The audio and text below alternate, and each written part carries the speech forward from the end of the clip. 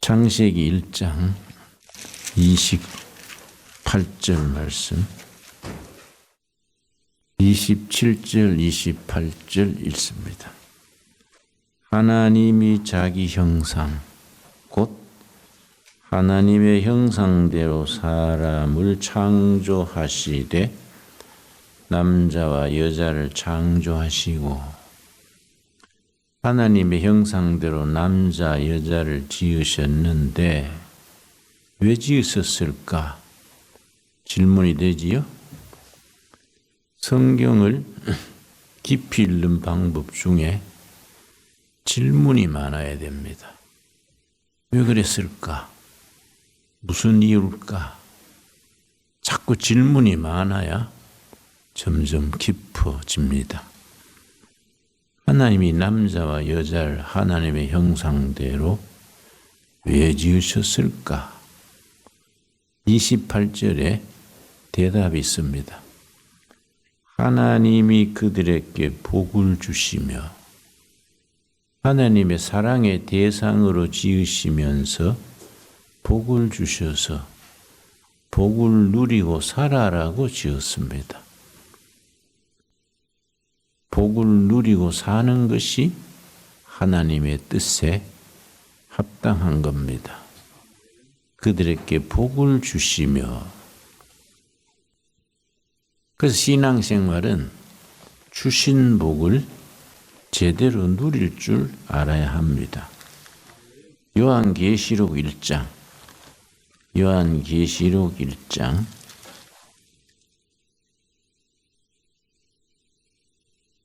3절 말씀. 이 예언의 말씀을 읽는 자와 듣는 자와 그 가운데 기록한 것을 지키는 자는 복이 있나니 때가 가까움이라. 말씀을 듣는 자, 읽는 자, 지키는 자가 복이 있다. 복을 누릴 때가 가까이 온다. 창세기 1장에서 마지막 책 요한계시록까지 복에 대해서 얘기를 합니다. 그 복이 어떤 복이냐? 에베소서 1장에 그 복의 질에 대해서, 복도 여러 가지가 있으니까요. 어떤 복이 정말 영적인 복이냐? 에베소서 1장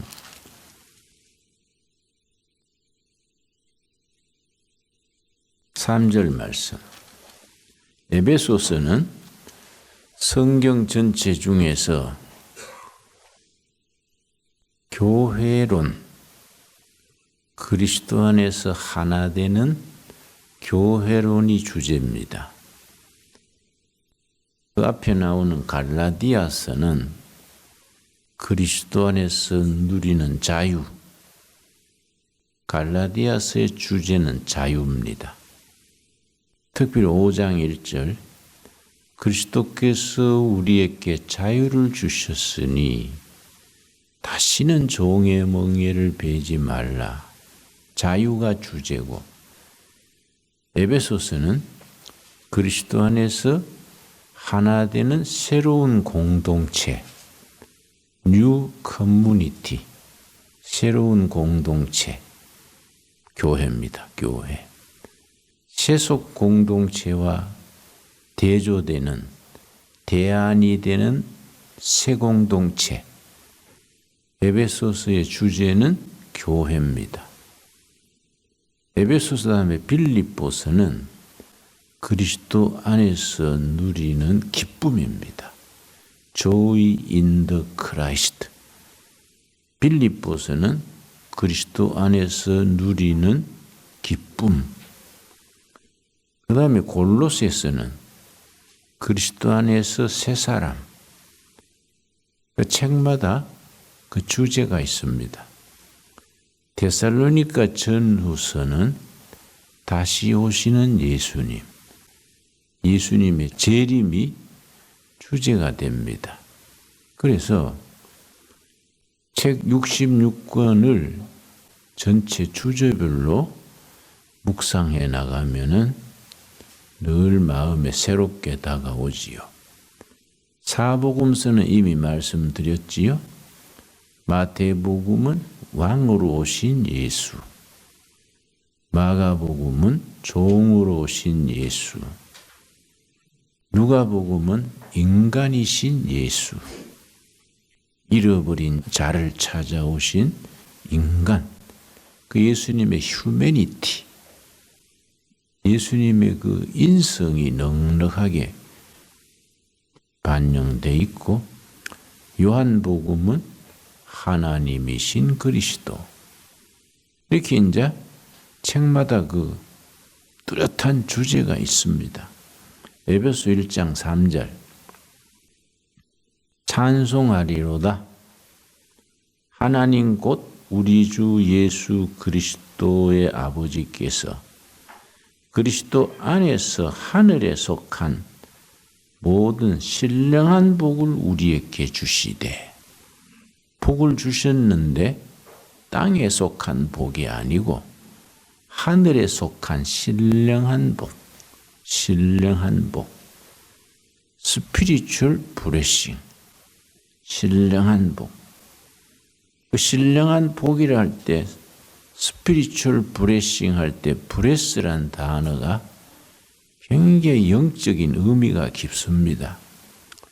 브레스라는 축복의 그 어원이 제물로 바치다, 피 흘려 바치다, 하나님께 몽땅 번제로 바치는 것이 브레스의 어원입니다. 하나님께 우리 삶을 전적 헌신하는 데서 진정한 복이 있다. 그래서 브레싱이 거기에 뿌리를 둡니다. 하늘에 속한 신령한 복을 우리에게 주신다. 근데 우리가 영적 수준이 낮으면 자꾸 땅에 속한 복을 찾습니다. 땅에서 자꾸 성공하는 거, 잘 사는 거, 그 얘기를 찾으면은 주파수가 다른 거지요. 그걸 이제 무속신앙에서 말하는 복입니다.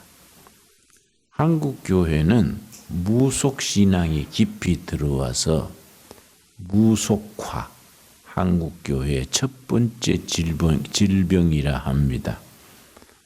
무속신앙의 3대 요소, 샤머니즘의 3대 요소, 그걸 우리가 이해를 하면 한국 교회 안에 무속신앙이 얼마나 깊이 침투해 있는지 이해하게 됩니다.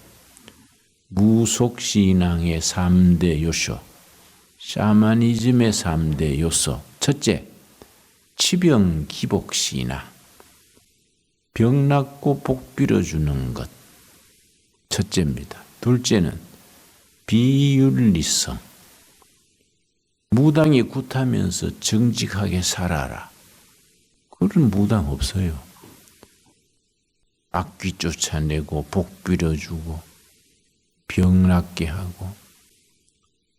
무속신앙에는 윤리성이 없습니다. 그걸 비윤리성. 세 번째, 역사의식이 없습니다. 그걸 몰역사성. 사회정의, 정의로운 국가. 무당신앙에는 그런 개념이 없습니다. 이 세 가지가 무속신앙의 3대 요소. 첫째는 치병기복, 둘째는 비윤리, 셋째는 역사의식의 결여. 무속신앙에 대조해서 성경의 신앙은 철저한 역사의식이지요. 대표적으로 아모스, 정의를 강물같이, 공의를 개울물같이 흐르게 하라. 아모스의 아모스서 5장에 나오는 이 사회 정의, 건강한 국가. 그래서 미국의 지미 카터가 정치를 정의하기를, 정치란 무엇이냐? 죄 많은 세상에 하나님의 정의를 실현하는 것이 정치다. 카트 이야기입니다. 카트. 죄 많은 세상에 하나님의 정의를 실현해 가는 것. 그 사람이 대통령 재임기에는 뚜렷한 업적을 못 남겼는데 미국 역대 대통령 중에서 대통령 퇴임 후에 가장 삐깔나게 일했는 분이 카터입니다. 예배소서 1장 4절 하늘에 신령한 복을 주셨는데 신령한 복의 핵심이 뭐냐? 4절 곧 창세 전에 그리스도 안에서 우리를 택하사 우리로 사랑 안에서 그 앞에 거룩함에 흠이 없게 하시려고 5절 그 기쁘신 뜻대로 우리를 예정하사 예수 그리스도로 말미암아 자기의 아들들이 되게 하셨으니 하늘에 속한 복의 핵심이 5절입니다. 그리스도 안에서 하나님의 아들, 딸이 되게 했다. 지상의 아들, 딸에서 하늘의 아들, 딸. 하나님의 아들, 딸이 되게 해준 것. 그 이상 가는 복이 없지 않습니까? 그래서 하늘나라의 상속권을 주셨다. 하나님의 아들, 딸이 되게 하셨다. 그런데 하나님의 아들, 딸이 되게 하셔서 하나님이 기대하는 것은 뭐냐? 왜 우리를 하나님의 양자로 삼으셨느냐? 우리 아버지 되시는 하나님은 우리한테 기대하는 게 뭘까? 6절입니다. 이는 그가 사랑하시는 자 안에서 우리에게 거저 주시는 바 그의 은혜의 영광을 찬송하게 하려는 것이라. 찬송하게 하려고. 하나님은 찬양 받으시기를 기뻐하시는 하나님. 시편에 있습니다.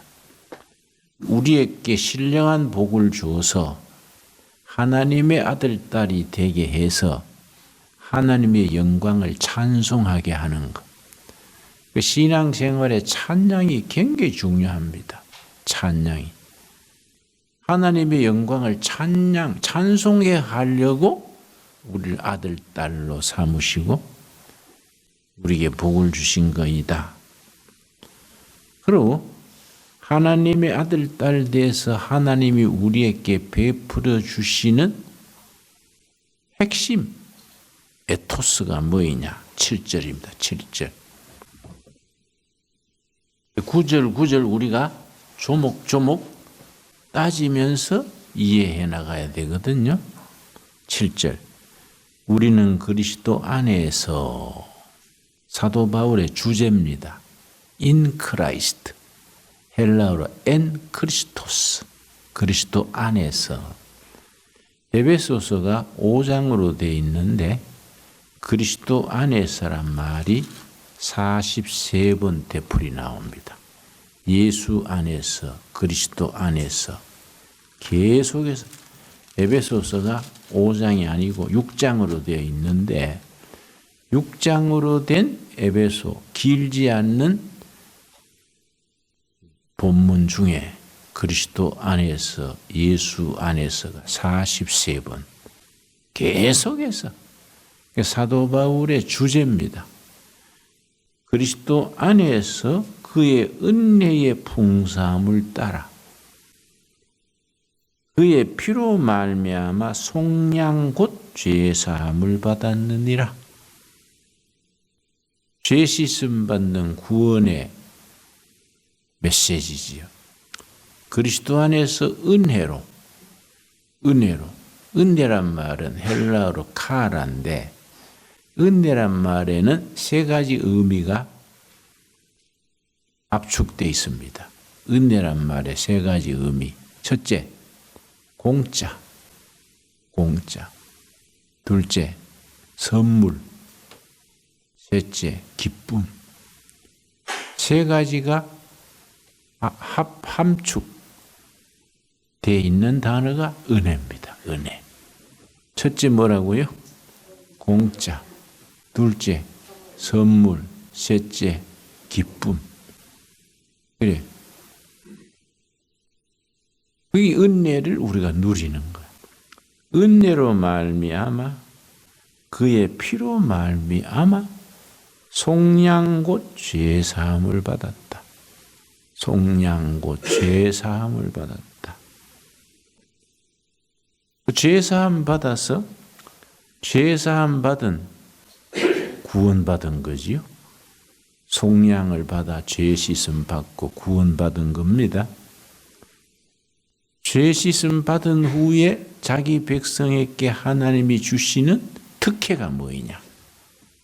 8절입니다. 8절. 이는 그가 모든 지혜와 총명을 우리에게 넘치게 하사. 죄 씻음 받은 뒤에 지혜와 총명을 넘치게 주시는 거예요. 영적으로 깊어질수록 지혜와 총명이 넘칩니다. 세상 사람들이 생각하지 못하는 걸 생각하고 상상하지 못하는 아이디어가 나오고 달라지는 거예요. 지혜와 총명을 주시는데 이 성경에 나오는 이런 단어들의 단어의 의미를 명확히 인식해야 됩니다. 그걸 단어의 핵심을 꿰뚫는 것을 논리학에서는 터미나라지. 그 단어의 의미를 확실하게 알아야 돼요. 터미나라지가 정확해야 돼요. 우리 교회 설교자들이나 교인들이 용어를 애매하게 써가지고 그 단어의 명확한 의미를 몰라요. 그냥 어렴풋이 그냥 넘어가니까 선명하지를 못하고 선명하지 못하면은 적용이 잘 안 되고 적용이 잘 안 되면은 열매를 거두기 어렵지요. 지혜와 총명을 주셨다. 지혜는 하나님의 뜻을 분별하는 영적 분별, 지혜입니다. 지혜는 하나님의 뜻을 분별하는 영적 분별이고, 총명은 세상적인 통찰력. 구분 이해 가지요? 나는 목회자니까 지혜 쪽이 중요하지요. 교인들에게 하나님의 뜻을 잘 전달해서 도움을 주지요. 영적 카운슬링을 잘 하지요. 사업하는 기업인은 뭘 받아야겠습니까? 총명을 받아야 투자를 잘 하지요. 총명이 없으면은 엉뚱한 데 투자해가지고 자금 날리고 세월 날리고 주위의 사람들에게 피해를 주지요. 그래서 우리를 하나님의 자녀로 찬양하게 하시고 구원받게 하셔서 지혜와 총명을 주시는 거예요. 지혜는 하나님의 뜻을 분별하는 분별, 총명은 세상적인 판단력, 인사이트, 통찰력. 우리는 오히려 목회자는 나는 세상적인 판단은 굉장히 둔해요. 그래서 고생도 많이 하고 엉뚱한 투자를 해서 어려움도 겪고 그렇게 했지요. 그런데 성령 충만은 지혜와 총명 합쳐서 성령 충만입니다. 그 다음에 이제 지혜와 총명으로 우리가 무슨 경지에 도달해야 되느냐? 9절이요. 9절. 9절이 참 중요합니다.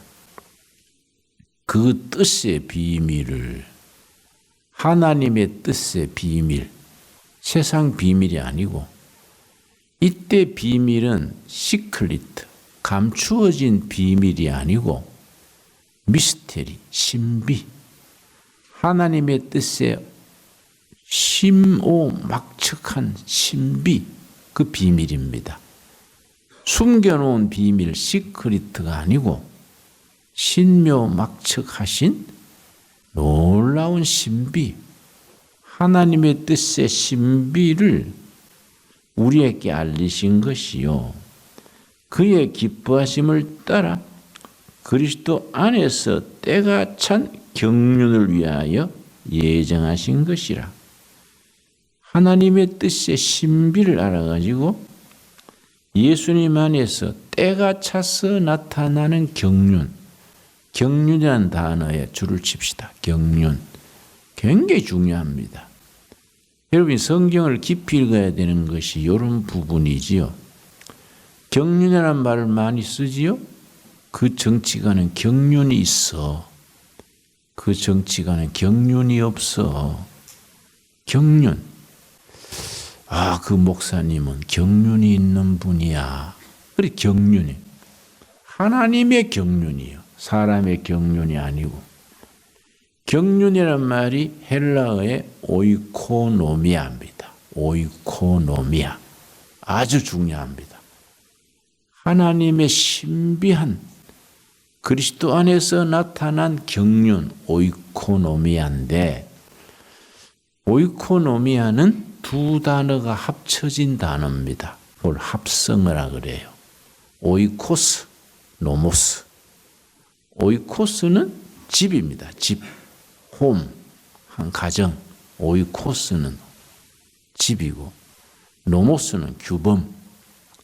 한 가정을 이끌어가는 규범이요. 아버지는 뭘 해야 되고, 어머니는 뭘 해야 되고, 아들, 딸. 그 집이 운영되는 규범이 있어요. 규범. 이 노모스. 오이코, 노모스는 오이코스 더하기 노모스인데, 오이코스는 집이고 노모스는 규범이라. 온 우주를 다스리시는 하나님의 규범이 있어. 이 하나님의 경륜이 하나님의 경륜. 하나님이 우주를 지으시고 사람에게 청지직을 맡기시고 하나님이 구원 역사를 펼쳐 나가시는 하나님의 경륜이 있어요. 그런데 오이코노미아에서 나온 영어 단어가 둘입니다. 이 단어에서 파생된 영어 단어. 첫째는 이코노믹스, 경제가 여기서 나왔어요. 경제. 오이코노미아, 이코노믹스 비슷하지요? 이 경제란 말이 모든 경제는 하나님의 경제입니다. 왜냐? 모든 걸 지으신 분의 계획을 따라 움직이는데 우주 만물 물질 기업을 지으신 분은 하나님이시니까 모든 경제는 하나님의 경제예요. 그러니까 성경은 경제 경영의 교과서입니다. 성경에 경제 경영에 대한 절수가 2639절 나와요. 웬만한 경제학 교과서와 같아. 그 성경을 깊이 읽고 경제 경영의 가이드라인, 지침을 받아야 돼. 하나님의 경륜 오이코노미아에서 이코노믹스, 경제란 단어가 나온 거예요. 하나님을 떠난 경제는 빗나가는 거예요. 사회주의, 공산주의, 전체주의가 왜 실패하느냐? 실패하게 돼 있습니다. 하나님을 떠난 경제예요. 하나님을 떠난 경제. 그래서 주일날 설교할 땐가 소개했지요. 경제학에 대한 책 2권이 현대사를 영향을 끼쳐왔는데 1776년에 영국의 아담 스미스가 쓴 국부론, 웰스 오브 네이션, 국부론. 그 뒤에 1863년에 칼 막스가 쓴 자본론, 다스 카피탈. 두 책이 현대사를 주름 잡았어요. 근데 분명하게 갈라진 것은 아담 스미스의 국부론을 국가 경영 지침으로 채택한 나라는 다 부자가 됐어. 칼 막스의 자본론을 국가 경영의 지침으로 삼은 나라들은 혼란과 빈곤에 빠졌어요. 그런데 둘 다 크리스찬 가문의 출신인데 아담 스미스는 당신이 어떻게 그런 소중한 책을 썼습니까? 물으니까 아담 스미스가 대답을 했습니다. 나는 성경의 이야기를 경제학으로 풀어 쓴 것밖에 없어요. 이 아담 스미스의 국부론을 쓴 전제입니다. 나는 성경의 이야기를 경제학으로 바꾸어 놓은 것이 국부론이다. 국부론은 자유경쟁, 열린체제, 보이지 않는 손, 인비저블 핸드가 시장을 주관한다. 정부가 시장을 주장하려 그러지 마라. 정부가 간섭할수록 경제는 망가진다. 이 국부론의 얘기예요. 그러면 시장은 그러면 욕심 많은 사람이 다 차지하지 않느냐? 아니다. 보이지 않는 손이 조종해 준다. 보이지 않는 손이란 말이 하나님이란 말을 세속 단어로 바꾼 거예요. invisible hand. 시장을 보이지 않는 손이 조종해서 균형을 잡아준다. 근데 이걸 정부가 시장을 컨트롤하려고 그러면은 경제가 망가진다. 그 전체주의가 그래 되지요. 그 지금 미국과 중국 간의 경제 마찰이 되고 있지요. 중국은 죽었다 깨도 미국한테 안 됩니다. 중국을 가보면 알아요.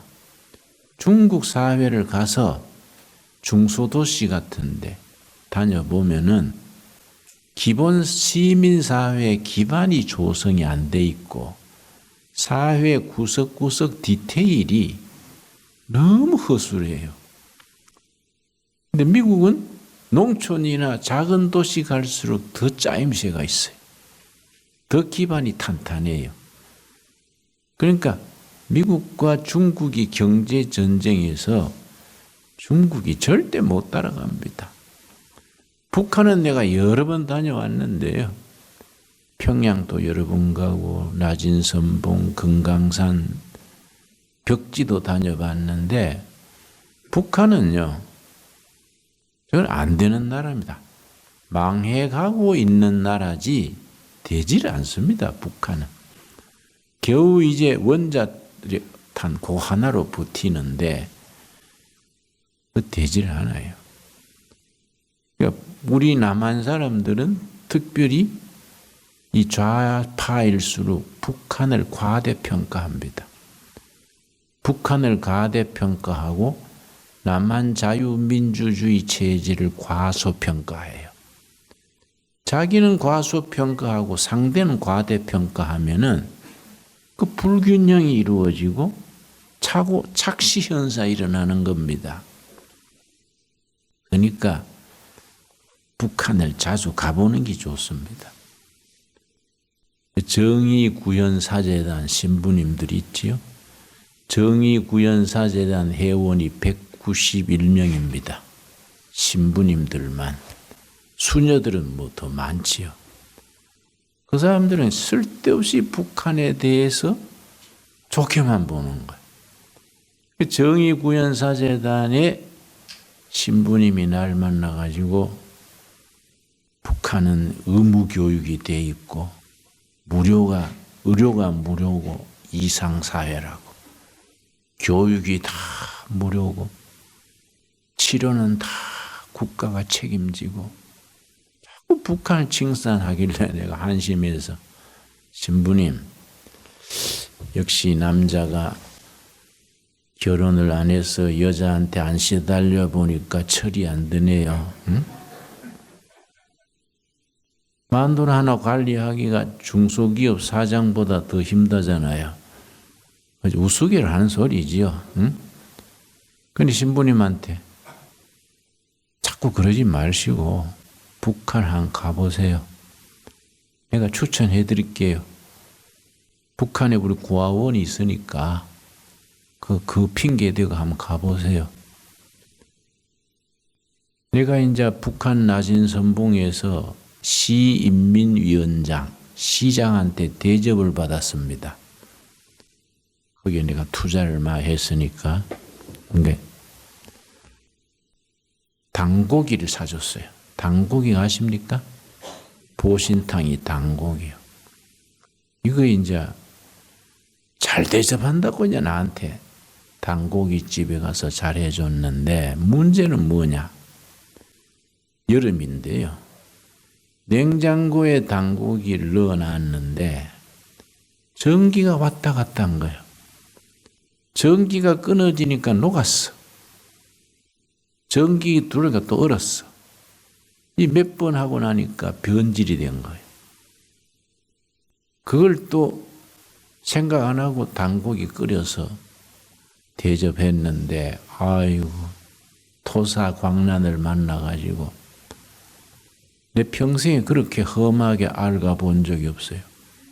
밑으로 설사하고 위로 토하고 열나고 아 이래가 죽는구나 싶더라고요. 내가 하도 급하니까 그 지역 의원 같은 데 데려간 거예요. 링게를 놔주는데 사이다 병에 노끈으로 걸었어.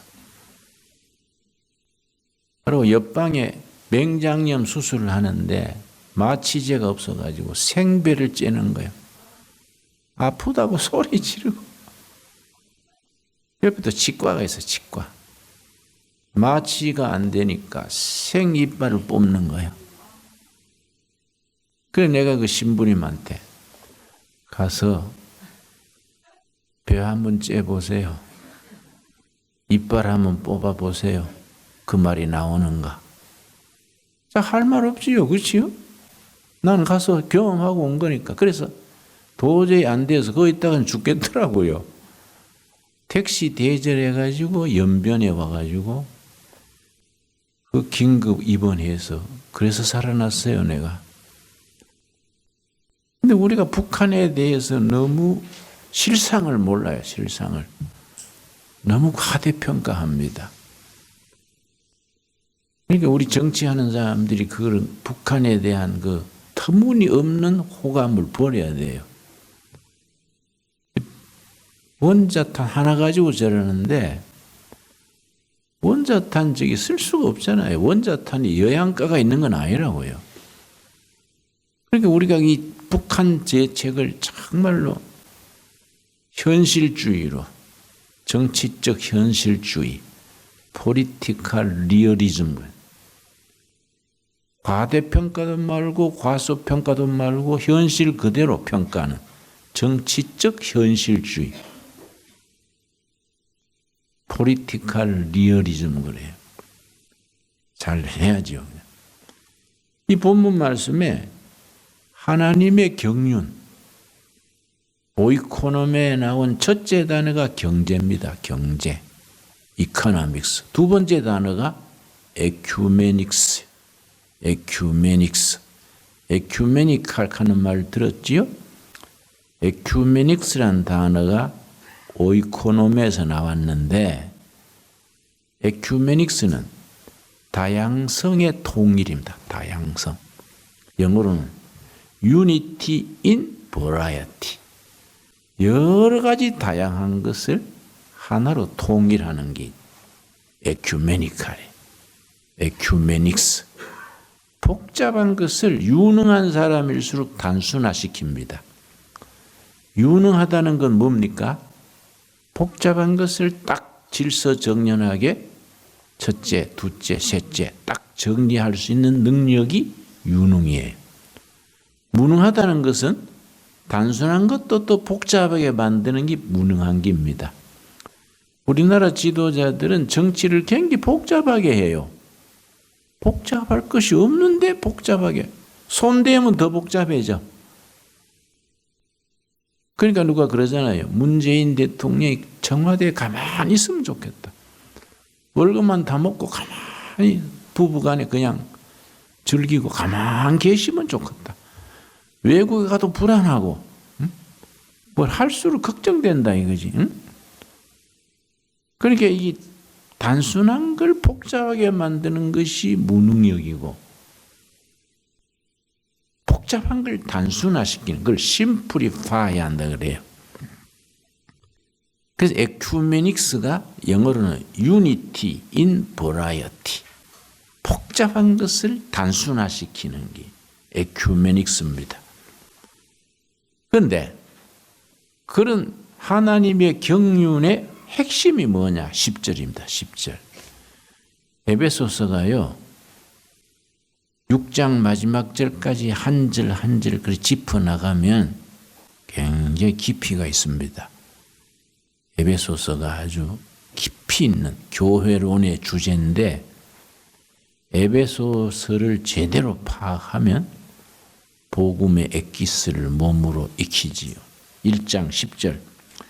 하늘에 있는 것이나 땅에 있는 것이나 다 그리스도 안에서 통일되게 하려 함이라.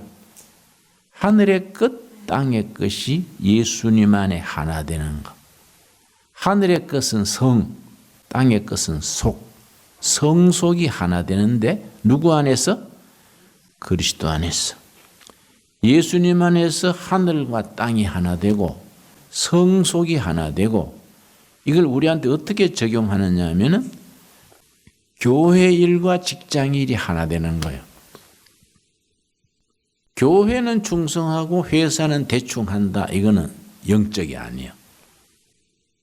회사 일과 교회 일이 예수님 안에서 하나로 진지해야 돼.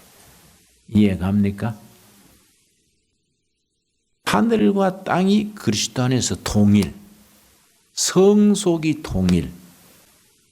김진홍 목사가 목회하는 거하고 김 집사가 회사 경영하는 것이 같이 거룩해야 돼.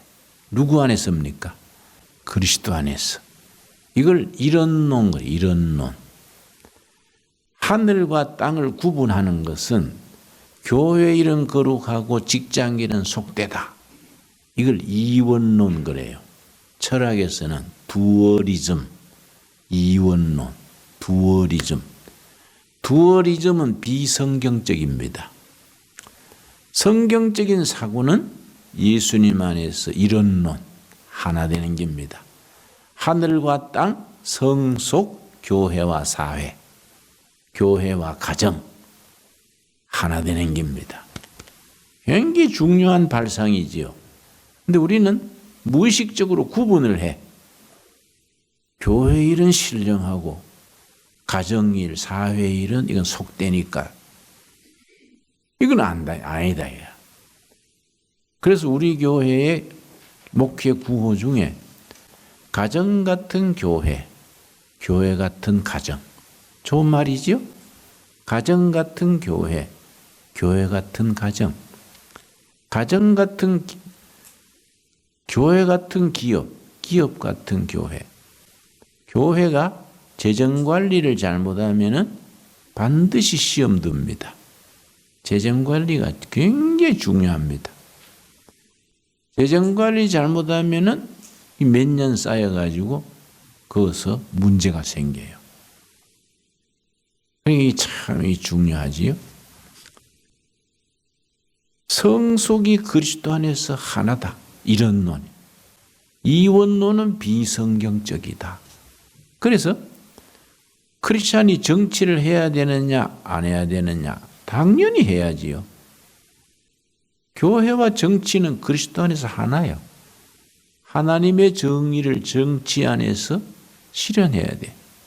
거기에 대해서 아주 논문으로 책을 잘 쓴 게 막스 웨버의 소명으로서의 정치, 짧은 책인데 쉽습니다. 국회의원 하는 것을 목사처럼 해야 된다. 성직자처럼. 막스 웨버의 소명으로서의 정치, 우리나라 번역판이 되어 있습니다. 짧은 책이고 읽기도 쉬워요. 시장하는 것을 목회하는 마음으로 시장하라 이거야. 안 그렇습니까? 다 신학 갈라 그러지 말고 시의원도 하고 시장도 하고 국회의원도 하고 그러고 사장, 기업을 해야지. 기업이 성경적으로 이루어진다는 게 얼마나 중요합니까? 그게 거룩한 거다 이거예요. 지금 에베소서 1장 9절 10절이 그 얘기하는 겁니다. 하나님의 뜻의 그 신비가 하나님의 경륜 속에서 나타나는데 하나님의 경륜을 가지고 기업을 목회하듯이 목회를 기업하듯이 가정이 교회같이 교회가 가정같이 이게 그리스도 안에서 하나가 돼야 된다. 그래서 그 축복에 대해서 이 복에 대해서 예수님의 첫 교훈이 산상수훈이지요. 마태복음 5장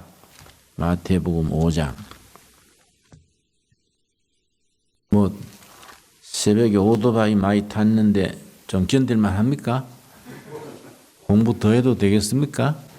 부담되면 뭐 좀 쉬었다가 또 뭐 저녁에 해도 되지요. 조금 더 하고 마칩시다. 여러분 이 간세척이 어디서 시작됐느냐 하면은 미국의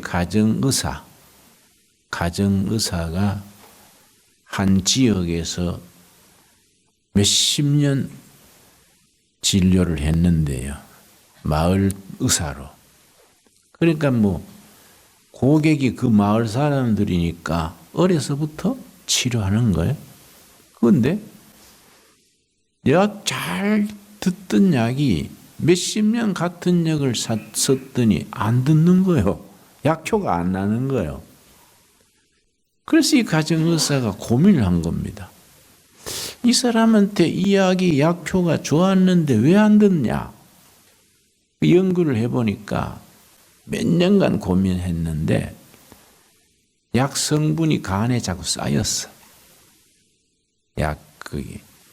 그래가지고 나중에 이게 잘 안 듣는 거예요. 그러면 간을 싹 청소해줘야겠다. 약이 쌓인 것을 확 씻어버리고 효과가 나도록 그 하수도에 막힌 걸 뚫어주듯이 그렇게 생각을 해가지고 그런데 이제 금식할 때 장 세척을 하거든요. 주로 간 세척을 커피 세척을 많이 합니다. 커피 물을 가지고 항문으로 커피를 넣어서 얼마 지나면 확 설사를 해요. 그러면 이제 장 세척이 되는 거예요. 근데 그거는 하기도 좀 번거롭지만은 장만 되지 않습니까? 간이나 쓸개나 위장에 있는 그런 쌓인 거는 청소가 안 된단 말이에요. 그 의사가 이제 어떻게 생각했냐면은 자연요법으로 건강에 나쁘지 않는 방법으로 간에서부터 장까지 씻어내는 걸 해보자. 그 연구에 나온 것이 간세척법인데 건강에 나쁘지 않는 거, 자몽, 그리고 올리브유, 소금물 세 가지를 가지고 여러 번 실험을 해서 하나의 정형을 만든 거지요. 자몽을 이제 그걸 즙을 짜고 올리브유하고 섞어서 그 섞는 비율이 있어요. 섞어서 이제 그걸 천천히 마시고 그 다음에 소금물을 2리터 마셨지요? 예. 그러면 그게 이제 여러분 배우셨지요? 반드시 오른쪽으로만 누워야 돼요. 이게 원칙입니다. 이쪽으로 누우면 안 돼요. 오른쪽으로 옆으로 누워 있는 거예요. 그러다가 몇 시간 지나면 이제 간에서부터 씻겨 내려가는 거예요. 생각보다 굉장히 효과가 좋습니다. 근데 이제 한의원에 가면은 간세척, 미국서부터 시작됐는데 한국 한의원에 다 도입을 해서 간세척을 해주는데 한 번 해주는데 50만 원 받아요. 그런데 그건 무슨 문제냐? 금식 안 하고 그냥 하니까 효과가 적은 거예요. 우리는 며칠간 금식한 뒤에 위장도 장도 다 비어 있는데 간세척을 하니까 확 씻겨 내려가는 거이죠. 굉장히 좋은 방법입니다. 이게 이제 언제 효과를 나타내느냐?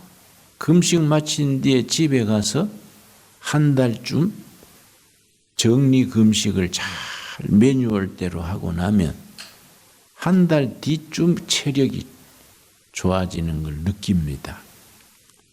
이걸 설명을 잘 안 하면 잘 몰라요. 요즘은 텔레비에도 간 세척이 좋은 점이 특별 프로로 나오더라고요. 어제 영상을 한번 보셨나요? 그 설명을 충분히 들어야 자기도 그 정성을 쏟아서 하는데 대충 들어놓으면 나는 뭐 안 할래요. 뭐 이러고 나는 위장이 약하니까 안 할랍니다. 사실은 위장이 약한 사람이 해야 되지요. 이런 게 참 우리가 내가 지금 하고 있는 금식 그 프로그램을 몇십 년 걸려서 내가 엑기스를 뽑은 겁니다. 30살에 빈민촌 들어가서 하도 힘들어서 그만둘까 계속할까 그때마다 금식했어요. 그러다가 이제 매년 1월이면은 금식하는 것이 원칙이 된 거지요. 그래 금식을 해마다 하고 또 일본까지 가서 10일 금식도 하고 하는 중에 가장 효과 있게 또 쉽게 할 수 있는 방법이 뭐이냐? 첫째, 성경 영적으로 맞아야 되고, 둘째, 의학적으로 무리가 없어야 되고, 그리고 우리가 셋째, 감당할 수 있는 기본이 돼야 되는. 그래서 우리가 지금 금식의 프로그램을 우리가 이렇게 전체 정립을 한 거지요. 자, 마태복음 5장 1절. 예수께서 무리를 보시고 산에 올라가 앉으시니 제자들이 나아온지라. 산상수훈입니다. 산 위에서 가르치셨다고 산상수훈인데 마태복음 5장, 6장, 7장, 누가복음 6장에 비슷한 교훈이 나오는데 그는 평지에서 들판에서 가르쳤기 때문에 평지수훈 그래요. 누가복음 6장에 나오는 수훈은 평지수훈, 마태복음 5, 6장에 나오는 교훈은 산상수훈. 그런데 세리 마태가 썼거든요. 세리는 세무공무원이랬습니다. 세무소에서 세관에서 일하고 있는 사람을 예수님이 불렀습니다. 나를 따르라 하니까 모든 걸 버려두고 따랐는데 마태가 다 버렸는데 한 가지 안 버린 게 있다. 한 가지. 세무공무원이 또박또박 기록하는 거. 세무공무원 하려면 잘 적어야 되지 않습니까? 어느 집에 수입이 얼마, 금년 세금이 얼마 아주 자세하게 적어놔야 그걸 가지고 세금 매기지요. 마태가 그건 안 버렸다는 거예요. 그래서 마태복음을 기록할 때 누가복음에 비해서 굉장히 자상하고 누가복음 11장에 예수님의 주기도문이 나오지요. 누가복음 11장의 주기도문은 중간에 빠졌어요. 근데 마태복음에 나오는 주기도문은 또박또박 다 적은 거예요. 그래 마태가 치밀하게 적는 그 세무서의 습관이 마태복음을 기록해서 훌륭한 마태복음을 적었다. 그렇게 평가합니다. 자, 산상수훈의 2절. 입을 열어 가르쳐 이르시되 심령이 가난한 자는 복이 있나니 천국이 그들의 것이며. 심령이 가난한 자는 성경 원문에는 복이 있도다, 심령이 가난한 자들이여 천국이 그들의 것입니다. 이렇게 돼 있는데 심령이 가난하다가 핵심이에요. 심령이 가난하다는 세 가지 의미를 가집니다. 첫째, 심령이 비어 있다. 욕심도 상처도 원망도 다 비어 있는 자리에 천국이 들어간다. 둘째는 겸손하다. 심령이 겸손한 자는 복이 있다. 하나님 앞에 낮아지는 게 겸손이지요. 셋째는 심령이 깨끗한 자는 복이 있다. 그 깨끗한 자리에 천국이 들어간다. 4절, 애통하는 자는 복이 있나니 그들이 위로를 받을 것이며, 이 애통이란 단어는 가장 사랑하는 사람이 죽었을 때의 슬픔, 우리말로 오호통제라, 뼈를 쑤시는 고통, 최고의 고통이 애통이에요. 애통. 그런데 이 애통의 의미를 잘 알아야 됩니다. 자기 자신에 대한 애통. 왜 나는 해야 될 짓은 골라서 안 하고 안 해야 될 짓은 골라서 할까? 이 애통이에요. 아, 나는 참 대책 없는 사나이다. 왜 나는 하나님이 기뻐하시는 일은 일일이 골라서 안 하고 하나님이 하지 말라는 것은 또 열심히 할까? 아, 대책 없는 사나이다. 이게 애통이에요, 애통. 누구 죽어서, 뭐 재산을 잃어서 이게 애통이 아니에요. 자기 영혼의 실존적인 좌절. 경상도 말로는요, 실감나요. 내 꼬라지가 와 일로. 내 꼬라지가 뒤져버릴까. 응? 내 꼬라지가 엉망진창이구나. 왜 해야 될 것은 골라서 안 하고 안 해야 될 것은 골라서 하냐 이게. 하나님 앞에서 하나님이 기뻐하시는 거 하면 좋잖아요. 하나님이 기뻐하는 건 골라서 안 하네. 하나님이 하지 말라는 건 또 고소해. 이 애통이에요, 애통. 자기 자신에 대한 절망입니다. 자기 자신에 대해서 절망해서 대책 없는 사나이다. 이게 애통하는 자가 복이 있다. 하나님이 그 마음에 위로하신다. 그래, 내가 네 사정을 안다. 네가 본래 부족한 걸 아니 내가 채워줄게. 이게 위로예요, 위로. 이해갑니까? 그러니까 이 성경을 묵상을 바르게 해야 돼요. 누가 죽어서 슬픈 게 아니라는 게. 뭐 정권했는데 홀랑 망해서 슬픈 게 아니에요. 이거는 자기 삶의 모습에 대한 좌절이에요. 5절, 온유한 자는 복이 있나니 그들이 땅을 기업으로 받을 것이며, 온유한 자가 복이 있도다.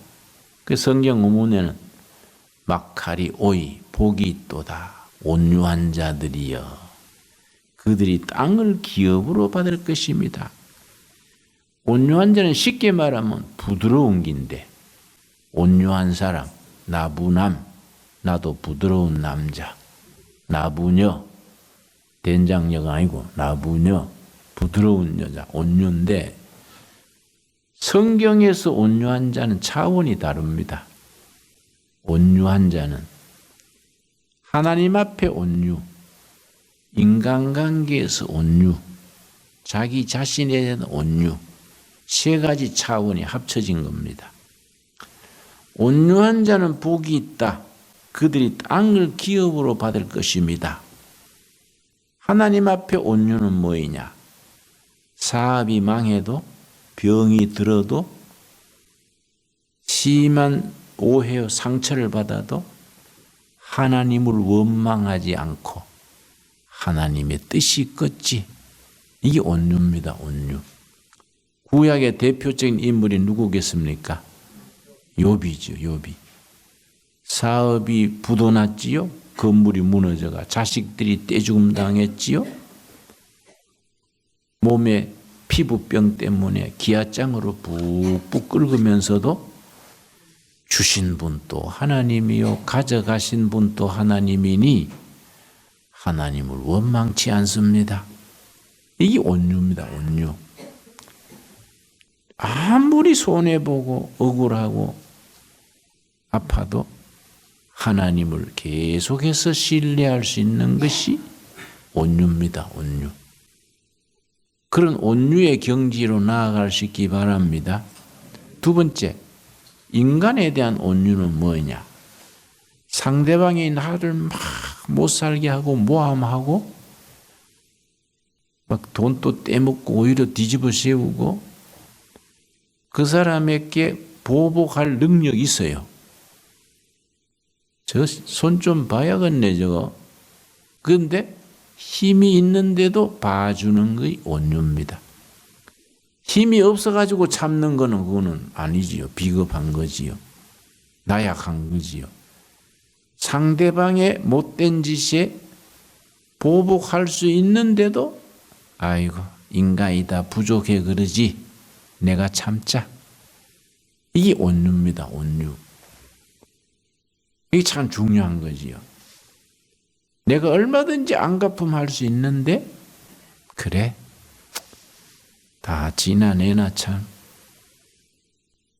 부족한 인생이지 내가 봐줘야지 잘 살아라 잘 먹고 잘 살아라. 이게 온유입니다. 온유. 인간관계 손해보더라도 온유합시다. 예. 자기 자신에 대한 온유는 뭐냐? 화가 치밀어서 막 소리 지르고 땡깡 놓고 부쉈고 싶은데도 주여 하고 참는 게 온유요. 이 잘 안 되지요? 도저히 이거는 못 참겠어. 그걸 참아야 온유야. 도저히 못 참겠어. 그걸. 그런데 그 사람이 땅을 차지한다. 여러분 오해하지 마십시오. 부동산 늘린다 그게 아닙니다. 역사를 주관한다 이 말. 세상사를 그 사람들이 주관한다 이 말. 힘센 사람이 권력자가 세상을 주관하는 것 같은데 아니다. 참고 인내하고 베풀고 마지막까지 참는 사람이 역사의 주인이 된다. 하나님이 그 사람들을 통해서 세상을 이끌어 가신다. 이해 갔습니까? 이 5장 5절이 굉장히 중요한 단어입니다. 그래서 8복 8가지 하나하나가 그런 영적 해석을 깊이 해야 돼요. 그게 이제 우리 몸에 배어 있어야 돼요. 근데 나도 이제 모태신앙으로 신학교까지 졸업했는데 설교할 때나 성경 공부할 때 그걸 조목조목 풀어서 의미를 자세히 밝혀주지를 못하니까 대충대충 읽으니까 은혜가 깊이 들어가지를 못하지요. 오늘 여러분이 힘들었을 테니 거기까지 하겠습니다. 8복 중에 3번까지 했습니다. 기도하겠습니다. 하나님 감사합니다. 저희로 하여금 심령이 가난하게 하여 주시옵소서. 우리 마음에 쌓인 원망과 한과 아픔을 다 십자가 밑에 내려놓고 빈 마음 되게 하옵소서. 하나님 앞에 겸손하게 하여 주시옵소서. 깨끗한 마음이 되게 하여 주시옵소서. 우리 자신의 무능력한 것, 해야 될 짓은 안 하고 안 해야 될 짓은 하는 어리석은 자신을 위로하여 주시옵소서. 우리가 진실로 하나님 앞에 온유하게 하시며 사람 사이에 온유하게 하시며 내 자신에 대해서 온유함으로 평강 있게 하옵소서. 주신 복을 누리는 복된 자녀로 세워 주시옵소서. 예수님 이름 받들어 기도드렸사옵나이다. 아멘. 감사합니다.